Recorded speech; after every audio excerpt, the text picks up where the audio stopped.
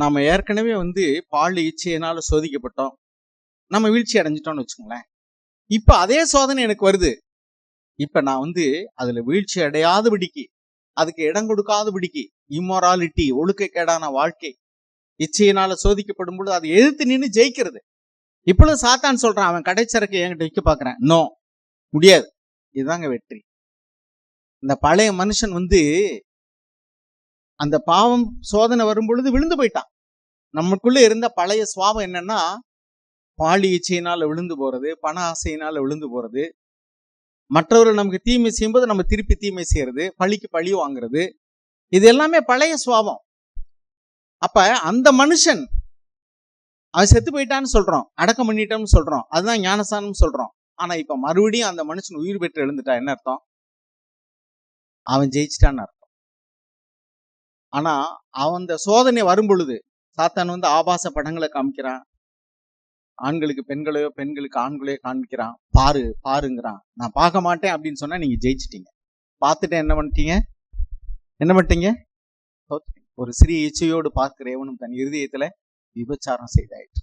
அதே மாதிரிதான் மற்றவங்களை கோவப்படக்கூடியதான ஒரு சூழ்நிலை வருது. முந்தி கோவப்பட்டோம், விழுந்துட்டோம். இப்ப கோவப்படாம வாழ்றதுக்கு பிரயாசப்படுறோம். ஆண்டவரே எனக்கு முடியல, எனக்கு உதவி செய்யுங்க. பழி வாங்கக்கூடிய இருதயம் தான் எனக்குள்ள இருக்கு, மன்னிக்கக்கூடிய இருதயம் இல்ல. வெறுப்பு தான் எனக்குள்ள வருது, அன்பு செலுத்தக்கூடிய இருதயம் எனக்குள்ள இல்ல. எனக்கு உதவி செய்யுங்க ஆண்டவரேன்னு கேட்கிறோம். இதுதான் செய்யும். ஆண்டவர் உதவி செஞ்சாருன்னா நம்மளால மன்னிக்க முடியும். ஆண்டவர் உதவி செஞ்சா நம்ம பாலி இச்சையை ஜெயிக்க முடியும். முந்தி பாவம் செஞ்சுட்டு மன்னிங்க, பாவம் செஞ்சுட்டு மன்னிங்கன்னு சொன்னவங்க இப்ப பாவம் செய்யாம வாழ முடியும். ஒரு காலத்துல நீங்க கெட்ட பழக்கங்களுக்கு அடிமையா இருக்கீங்க, மதுபானத்துக்கு அடிமையா இருக்கீங்க. குடிச்சிட்டு ஆண்டவரே குடிச்சிட்டேன் மன்னிங்க. இப்ப நீங்க அதே மாதிரி கடைகளுக்கு வழியா போகும்போது, அதே மாதிரியான நண்பர்களோடு கூட பழகும் போது அவங்க சிகரெட் குடிக்கிறாங்க, அல்லது மதுபானம் அருந்துறாங்க, அல்லது வேற எந்த கெட்ட பாவங்களுக்கு இப்ப அடிமையா இருக்கிறாங்க. இப்பொழுது நீங்க மறுபடியும் சோதிக்கப்படுறீங்க. முடியாது, நான் அதை செய்ய மாட்டேன் அப்படின்னு நம்ம நினைக்கிறோம், முடியல. அப்ப ஆண்டவரே எனக்கு உதவி செய்யுங்க, நான் சோதிக்கப்படுறேன், நான் விழுந்து போயிடும் போல அப்படின்னு ஆண்டவர் கேட்கிறோம். ஆண்டவர் என்ன சொல்றாரு?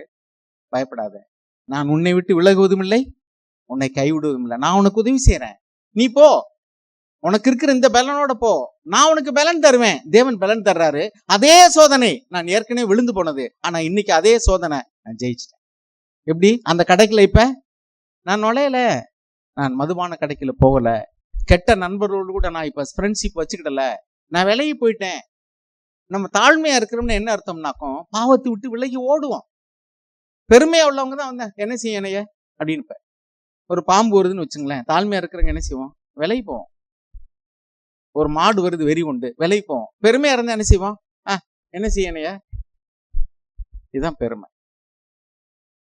தீமைக்கு விலகி ஓடணும், தீமையோடு எதிர்த்து நிற்க கூடாது. பைபிள் என்ன எழுதியிருக்கு? தீமையோடு எதிர்த்து நிற்க வேண்டாம். 2 தீமோத்தேயு 2ஆம் அதிகாரம் 22ஆம் வசனம் வாசிங்க. அன்றியும் பாலியத்துக்குரிய இச்சைகளுக்கு நீ விலகி ஓடி சுத்த இருதயத்தோட கர்த்தரை தொழுது கொள்கிறவுடனே நீதியையும் விசுவாசத்தையும் அன்பையும் சமாதானத்தையும் அடையும்படி நாடு. பாருங்க, பாலியத்துக்குரிய இச்சைகளுக்கு நீ விலகி ஓடு, தீமையோடு எதிர்த்து நிற்க வேண்டாம், தீமைக்கு தீமை செய்ய வேண்டாம், விலகி ஓடி இருங்கிறார். என்ன சொல்றாரு? விலகி ஓடு, பிசாசுக்கு எதிர்த்து நில்லுங்கள், அவன் ஓடி போவான்னு எழுதியிருக்கு. ஆனா பாலி இச்சைகளுக்கு விலகி நீ ஓடி இருங்கிறார். இதுதான் பலகீனமான மனிதன் செய்யக்கூடிய காரியம். நான் பலவானா எதிர்த்து நிற்பேன், பலகீனன்னா என்ன செய்வேன்? நம்மளால முடியாதுப்பா, பாலி இச்சையை நான் தோத்து போயிடுவேன், நான் விலகி போயிடுறேன். யாரை பார்த்தா சோதிக்கப்படுவேன்னா நான் விலகி போயிடுறேன். இந்த சூழ்நிலையை நான் விழுந்து போயிடுவேன், நான் விலகி போயிடுறேன். இந்த இடத்துக்கு போனா நான் வீணான காரியங்களை பேசிடுவேன், பிரச்சனை வரும், நான் வேண்டாம், இங்க போக வேண்டாம், அந்த நபரை சந்திக்க வேண்டாம். இதுதாங்க விலகி போறதுங்கிறது தான். ஒரு பிரச்சனைனா நான் விலகி போயிடுறது, எதிர்த்து நிக்கிறது இல்ல. பெருமை உள்ளவங்க எதிர்த்து நிற்பாங்க, தேவன் அவர்களுக்கு எதிர்த்து நிற்பார். தாழ்மை உள்ளவங்க விலகி போவாங்க, தேவன் அவர்களுக்கு கிருபை தருவார். நான் உன்னோட இருக்கிறேன். இப்ப நீ பாவம் உன்னை மேற்கொள்ள முடியாது. இதுதான் கிருபைக்கு கீழ் இருந்தால் பாவம் நம்மை மேற்கொள்ள முடியாது, நம்ம பாவத்தை மேற்கொள்ள முடியும். தாழ்மை உள்ளவர்கள் தங்கள் தேவையை உணர்ந்து இருப்பார்கள். சரி, இப்ப நான் உங்களுக்கு சொல்ல விரும்புறது என்னன்னா, அடுத்து எதனால நம்ம தோல்வி அடைகிறோம்? தீர்மானம் எடுக்கிறோம், தோத்து போறோம். தோத்து போனா என்ன செய்யணும்? நம்ம மனம் திரும்பணும், மன்னிப்பு கேட்கணும். அப்புறம் என்ன செய்யணும்? மறுபடியும் பாவத்துல விழாதபடி தேவனுடைய கிருபையை கேட்கணும். தேவன் நிச்சயமா கிருபை செய்வார், நம்ம ஜெயம் பெற முடியும். ஓகே, இப்ப அடுத்து என்னன்னா, ஏன் நம்ம பாவத்துல விழுகிறோம்? ஒய் ஃபெயிலியர்ஸ், எதுக்காக தோல்வி? அப்படிங்கிறத நம்ம பார்க்கணும். அப்பதான் நாம் அதை செய்யாதபடி இருக்கணும். முதல் காரணம் என்னன்னா lack of fear of God. தேவனுக்கு பயப்படக்கூடிய பயம் இல்லாம. தேவனை குறித்து செலவுனா அதெல்லாம் ஆண்டவர் மன்னிச்சிருவாரு. இதெல்லாம் ஒண்ணும் இப்படி நம்மளே நியாயப்படுத்திக்கிறதும் தேவனுக்கு பயப்படாம இருக்கிறது. நம்ம நீதிமொழிகள் 8:13 இதை WPTC மொழிபெயர்ப்பில் போடுங்க. ஒருவன் கர்த்தரை மதிக்கும் போது அவன் தீயவைகளை வெறுக்கிறான். ஞானமாகிய நான் பெருமையை வெறுக்கிறேன். மற்றவர்களை விட தன்னை பெரியவனாக நினைப்பவர்களையும் நான் வெறுக்கிறேன். நான் தீய வழிகளையும் பொய் சொல்லும் வாய்களையும் வெறுக்கிறேன். ஆனால் ஞானமாகிய நான் ஜனங்களுக்கு நல்ல முடிவுகளை எடுக்கும் திறமைகளையும் நல்ல தீர்ப்புகளையும் வழங்குகிறேன். நான் புரிந்து கொள்ளும் வல்லமையும் கொடுக்கிறேன். பாத்தீங்களா? அந்த மொழிபெயர்ப்புல மறுபடியும் நிறுத்தி வாசிங்க. மறுபடியும் ஒருவன் கர்த்தரை மதிக்கும் போது அவன் தீயவைகளை வெறுக்கிறான். நீங்க கடவுளுக்கு பயப்படுறீங்க அல்லது தேவனை மதிக்கிறீங்க அப்படின்னா என்ன செய்வோம்?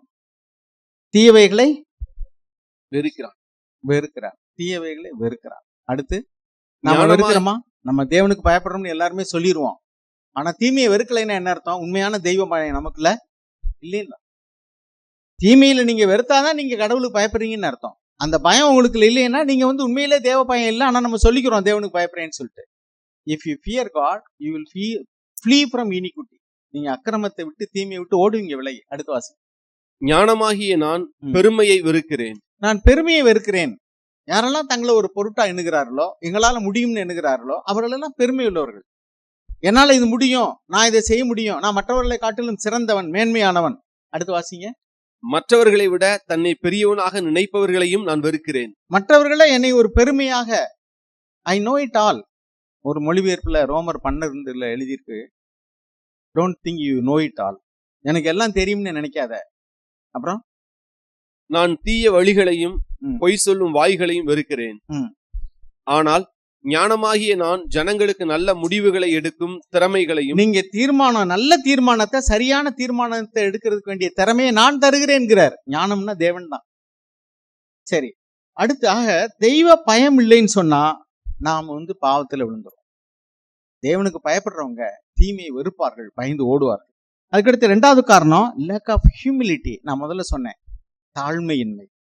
என் தேவையை உணராது இருக்கிறது. நான் பலகீனமானவன் என்று உணராது இருக்கிறது. ஐயோ, நான் அந்த சூழ்நிலையில் போனேன்னா நான் எப்ப தேவையில்லாம எனக்கு நான் போய் அங்கே போச்சுன்னா என்னத்தையா அவங்க ஒன்று சொல்லுவாங்க, நான் ஒன்று சொல்லுவேன், வீண் வம்பு வரும். நான் போகவே விரும்பலைங்க. ஒரு பஞ்சாயத்து என்னத்தையாவது பேசுவாங்க, நான் என்னத்தையாவது வீம்பி பேசிடுவேன். எதுக்கு தேவையில்லாம பிரச்சனையை இழுத்துக்கிட்டு வரேன்? நான் வரவே இல்லைப்பா, நான் இதுல தலையிட மாட்டேன். தேவையில்லாத பிரச்சனை எனக்கு, நான் என்னத்துக்கு இதுல தலையிட. பெருமை உள்ளவங்க என்ன செய்வாங்க? சட்டமலமா உட்காருவாங்க. சொல்லு, உனக்கு என்ன பிரச்சனை? தேவையில்லாத வம்பு வரும். பாத்தீங்களா, தெருவில் 2 பேர் சண்டை போட்டுக்கிட்டு இருக்கேன், ஒருத்த போய் விலகிட போவேன், அடி இவனுக்கு விழுவும். நீ யாரா இங்க வர? இப்படிதான் தேவையில்லாத காரியத்துல யார் தலையிடுவாங்கன்னா தங்களை பெரியவர்கள் என்று எண்ணுகிறவர்கள் போய் சட்டாமலத்தனம் பண்ணுவாங்க. தாழ்மை உள்ளவங்க என்ன செய்வாங்க? இது எதுக்கு வம்பு? 2 நாய் ரோட்ல கடிச்சிட்டு இருக்கு, நான் போய் விலையிட போனேன்னா நான் என்னை தான் கிடைக்கும் இல்லையா? எதுக்கு வழியில போற வம்ப, வழியில போற சனியனே வீட்டறிய வந்துட்டு போன எதுக்கு நம்ம சொல்லணும்? தீமையை கண்டு விலகி போய் விடுவான். இது என்னத்துக்கு நமக்கு தேவையில்லாத பிரச்சனை.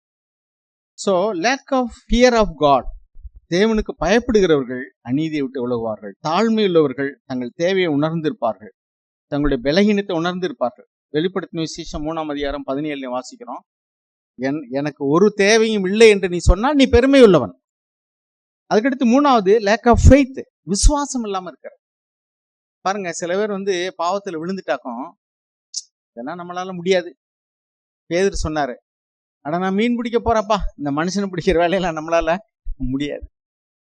காரணம் என்ன? அவர் விசுவாசத்துல பலகீனனா இருந்தார்.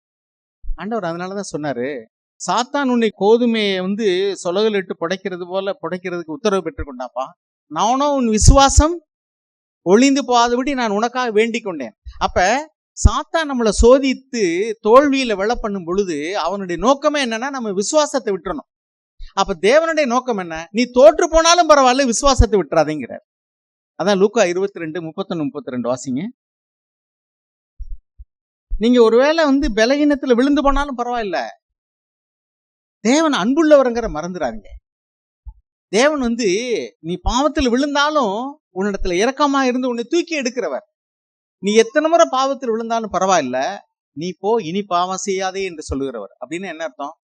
நாம தோற்று போகிறதை அவர் விரும்பல, நாம ஜெயம் பெறுகிறதை விரும்புகிறார். அவர் நம்மோடு கூட இருக்கிறார், நமக்கு உதவியாக கை கொடுக்கிறார்.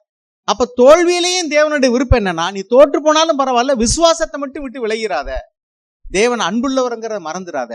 நீ எத்தனை முறை நீ விழுந்துட்டாலும் பரவாயில்ல, நீ ஜெயம் பெற வேண்டும்ங்கிறதா அவருடைய நோக்கம்ங்கிறத மறந்துடாத.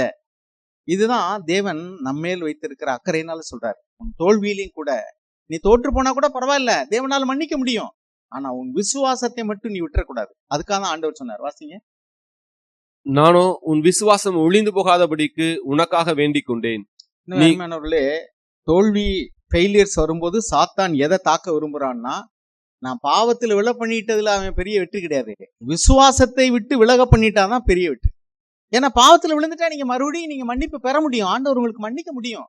எத்தனை முறை நம்ம மனம் திரும்பினாலும் சரி, எத்தனை முறை வீழ்ச்சி அடைந்தாலும் சரி, மீண்டுமாக தேவன் நமக்கு மன்னிக்கவும் நம்மை மீண்டு வர பண்ணவும் முடியும். ஆனா சாத்தான் என்ன சொல்லுவான்? முதல்ல ஒரு சகோதரர் இப்படி சொன்னாரு, முதல்ல நீ பாவமே செய்யறதுல சோதிக்கப்படும் போது சாத்தான் சொல்லுவான், ஒரே ஒரு தடவை தான், ஒரே ஒரு தடவை மட்டும் இடம் கொடு, இப்பொழுது இடம் கொடுங்கிற மாதிரி. இப்ப ஒரு முறை செஞ்ச உடனே, ஒரு முறை செஞ்சாலாதான், 100 முறை செஞ்சாலாதான், பரவாயில்ல விடு. அப்புறம் அதுக்கடுத்து திரும்ப திரும்ப பாவத்தில் விழுந்துட்டீங்க, நீ எல்லாம் சபைக்கு போறிய, உனக்கு என்ன யோக்கியம் இருக்கு? நீ எங்க போய் உட்கார்ந்து இருக்கிற, ஜெபம் பண்ற, பைபிளை படிக்கிற, உன்னை விசுவாசின்னு சொல்லிக்கிற, உனக்கு வெக்கமா இல்ல? நீ எல்லாம் இப்படி வாழவே முடியாது உன்னால. தேவனை தூசித்து ஜீவனை விடும்னு சாத்தான் சொன்னா. ஏன்? அவனுடைய நோக்கம் என்ன? இனிமே தேவன்கிட்ட வரவே கூடாது, தூசிச்சுட்டு போயிரு, விசுவாசம் வரக்கூடாது. அப்ப சாத்தான் இப்படி செய்வான்னு தெரிஞ்சுதான் ஆண்டவர் சொன்னாரு, நீ பாவத்தில் விழுந்தாலும் பரவாயில்லப்பா, விசுவாசம் மட்டும் ஒழிந்து போகக்கூடாது. அவர் விசுவாசத்தை இழக்கல, அதனாலதான் பேதுரு மீண்டுமா ரட்சிக்கப்பட்டார். எனவே அருமையானவர், நான் இருக்கிறவங்களுக்கு ஒரு நல்ல செய்தியை சொல்றேன். நீங்க வீழ்ச்சி அடைந்துட்டீங்களா? பரவாயில்ல, எத்தனை முறை நீங்க வீழ்ச்சி அடைந்திருந்தாலும் பரவாயில்ல. ஆனா தேவன் அன்புள்ள தகப்பன், அவர் நீங்க மனம் திரும்பி வர்றதான் விரும்புறார். நீங்க எத்தனை முறை விழுந்தாலும் நீங்க மறுபடியும் நீங்க பாவம் மன்னிப்பு பெற்று மனம் திரும்பி பாவம் செய்யாது வாழ முடியும். நீ 10 தடவை கணக்க தப்பா போட்டாலும், நீ அடிச்சுட்டு 11ஆவது தடவை நீ ரைட்டா செஞ்சுட்டாலும் உனக்கு 100 மார்க் தான், வெற்றி பெற்றுட்டான்னு அர்த்தம். பரீட்சை எழுதுற பிள்ளைகளுக்கு தெரியும், கணக்கு பரீட்சையில் நீங்க ஒரு கணக்கை 3 தடவை தப்பா போட்டீங்க, அடிச்சு வச்சிட்டீங்க, 4ஆவது தடவை கரெக்டா பண்ணிட்டீங்க, 3 தடவை செஞ்சதுக்கு 3 மார்க் குறைப்பாங்களா? படிக்கிறவங்க சொல்லுங்க, 3 மார்க் குறைப்பாங்களா? குறைக்க மாட்டாங்க. ஏன்? அது தப்புன்னு நீங்க ஒத்துட்டீங்க, அடிச்சிட்டீங்க. அப்ப எத்தனை முறை நீங்க விழுந்தாலும் சரி, நீங்க வருந்தி இது தப்பு, நான் செஞ்சது பாவம், எனக்கு மன்னிங்கன்னு சொல்லிட்டு 4ஆவது தடவை நீங்க கரெக்டா பண்ணிட்டீங்கன்னாலும் ஃபுல் மார்க் தான். இதுதான் வெற்றிங்கிறது. பாவமே செய்யாத வாழக்கூடிய வெற்றி வாழ்க்கையை நான் சொல்லல, ஏசு அப்படி வாழ்ந்தார், நம்மளால முடியாது. ஆனா நீங்க பாவம் செய்திருந்தாலும் சரி, அழிச்சு கிழிச்சிட்டு செய்யறோம்னு சொல்லுவோம்ல, அழிச்சு கிழிச்சிட்டு, ஒன்னு அழிச்சிட்டு இல்லைன்னா அந்த பேப்பரை கிழிச்சிட்டு நான் என்ன செய்யறேன், இப்ப மறுபடியும் செய்யறேன் புது பேப்பர்ல, செஞ்சிடு. தேவன் அதைத்தான் வெற்றிங்கிறார். நீ விழுந்த இடத்துல கலந்தானா தோல்வி, நீ எழுந்திருச்சிட்டீன்னா வெற்றி. நீதிமான் 7 முறை விழுந்தாலும் எழுந்திருப்பான். நீ எழுந்துட்டீனா 7 அட்டெம்ப்ட் அடிச்சாலும் சரி, பாஸ்னா டிகிரிங்க. 7 அட்டெம்ப்ட் அடிச்சாலும் பாஸ்னா என்னதான்? டிகிரி. அந்த பட்டத்துல கொஞ்சத்தை சுரண்டிட்டு கொடுக்கறது இல்ல, முழுமையா தான் கொடுப்பாங்க. BA, BE, MBBS அப்படிலாம் கொடுக்குறாங்களே பட்டம். நீங்க 4 தடவை ஃபெயில் ஆகி படிச்சாலும் உங்களுக்கு டிகிரி முழுமையா தான் கொடுப்பாங்க, அதுல ஒரு எழுத்துட்டு கொடுக்க மாட்டாங்க. அதே மாதிரிதான். அதனால தோற்று போகிறவர்கள் தோண்டு போயிடாதீங்க, நம்பிக்கை இழந்துடாதீங்க, என்னால இது முடியாதுன்னு நினைச்சிடாதீங்க. அதுதான் தேவனுக்கு பிரியமில்லாது, அதுதான் பிசாசுக்கு பிரியமானது.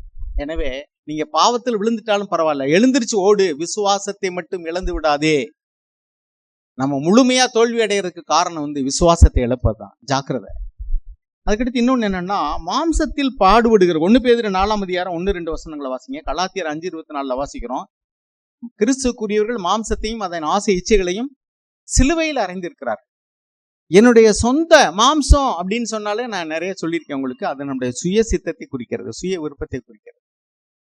சுய விருப்பம் செய்ய மாட்டேன்னு பாடுபடுகிறவர்கள் பாவத்தை விட்டு ஓய்ந்திருப்பார்கள். நான் விரும்புறது நடக்கணும், நான் நினைக்கிறது செய்யணும், நான் விரும்புறத நான் அடையணும், அனுபவிக்கணும் அப்படின்னு நீங்க நினைச்சீங்கன்னா சுய சித்தம் செய்ய விரும்புறீங்கன்னு அர்த்தம். அந்த சுய சித்தம் செய்ய மாட்டேன்னு நீங்க அதை சிலுவையில் அரைஞ்சீங்கன்னா நீங்க பாடுபடுவீங்க, அது கஷ்டமா இருக்கும். நான் செய்ய விரும்பினதை செய்யாம இருக்கிறதுக்கு எனக்கு கஷ்டமா இருக்கும், நான் விரும்பினதை அனுபவிக்க கூடாதுன்னு சொல்றது கஷ்டமா இருக்கும். உங்களுக்கு முன்னாடி நீங்க விரும்புற நல்ல சாப்பாட்டை வச்சுட்டு சாப்பிடக்கூடாதுன்னு சொன்னா எப்படி இருக்கும்? இப்பதான் நீங்க ஆசை இச்சையை சிலுவையில அறையணும். இது கஷ்டமா தான் இருக்கும். ஆனா அந்த கஷ்டத்தை நீங்க பட்டீங்கன்னா பாவத்தை விட்டு ஓய்ந்திருப்பீர். உங்களுக்கு முன்னாடி எவ்வளவு கவர்ச்சியான மனுஷனோ மனுஷியோ இருந்தாலும் சரி, நீங்க பாவத்தில் விழ மாட்டீங்க. காரணம் என்னன்னா, உள்ளுக்குள்ள உங்களுடைய சுய விருப்பத்தை சிலுவையில் அறையக்கூடிய பாடுகளை நீங்கள் அனுபவித்துக் கொண்டிருக்கிறீர்கள். நீங்க பாவத்தை விட்டு ஓய்ந்து விடுவீர்கள். வாசிங்க 1 பேதுரு 4:1-2 வாசிங்க. இப்படி இருக்க கிறிஸ்து நமக்காக மாம்சத்திலே பாடுபட்டபடியால் நீங்களும் அப்படிப்பட்ட சிந்தையை ஆயுதமாக தரித்துக் கொள்ளுங்கள். ஏனென்றால் மாம்சத்தில் பாடுபடுகிறவன் இனி மாம்சத்தில் இருக்கும் காலம் வரைக்கும் மனுஷருடைய இச்சைகளின்படி பிழைக்காமல் தேவனுடைய சித்தத்தின்படியே பிழைக்கத்தக்கதாக பாவங்களை விட்டு ஓய்ந்திருப்பான். பாருங்க, மாம்சத்தில் பாடுபடுகிறவன் தான் பாவத்தை விட்டு ஓய்ந்திருக்க முடியும், வெற்றி வாழ்க்கை வாழ முடியும்.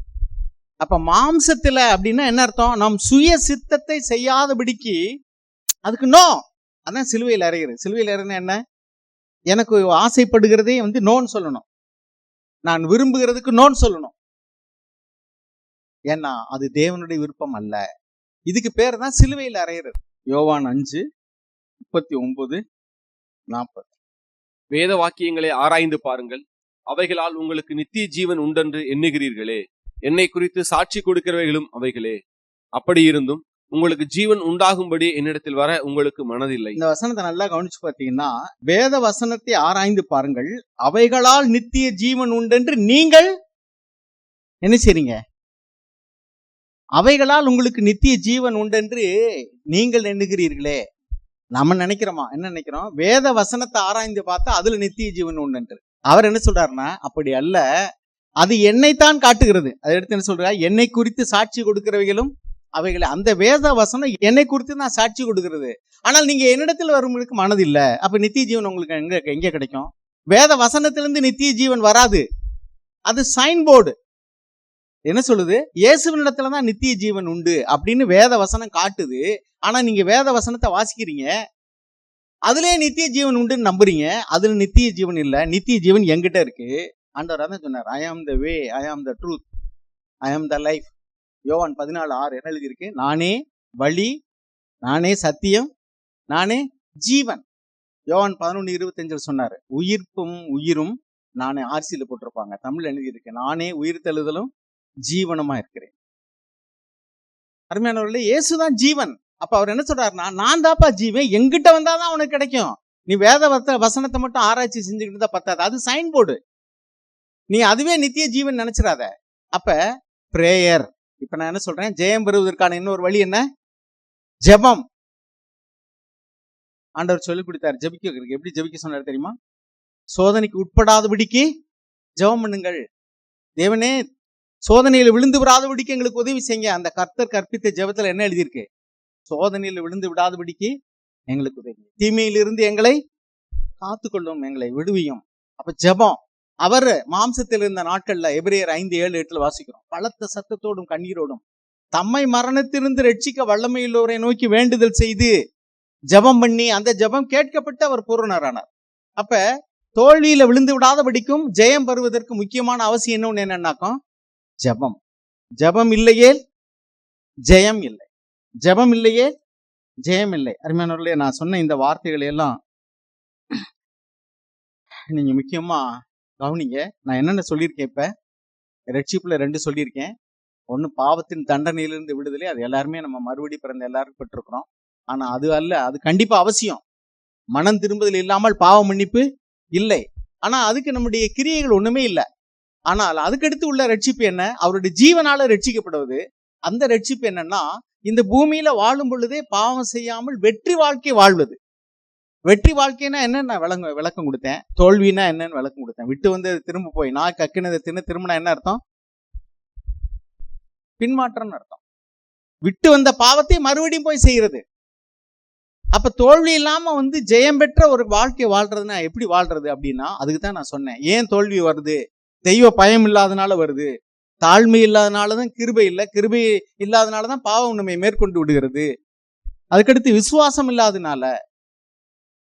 நான் செய்யற எல்லா காரியங்களையும் தேவன் அறிந்திருக்கிறார் அப்படிங்கிற ஒரு தெய்வ பயம் நமக்கு இருந்துச்சுன்னு சொன்னா, கண்டிப்பா நாம என்ன செய்வோம்னாக்கும், தேவனுக்கு பயந்தவங்க பாவம் செய்ய மாட்டோம்.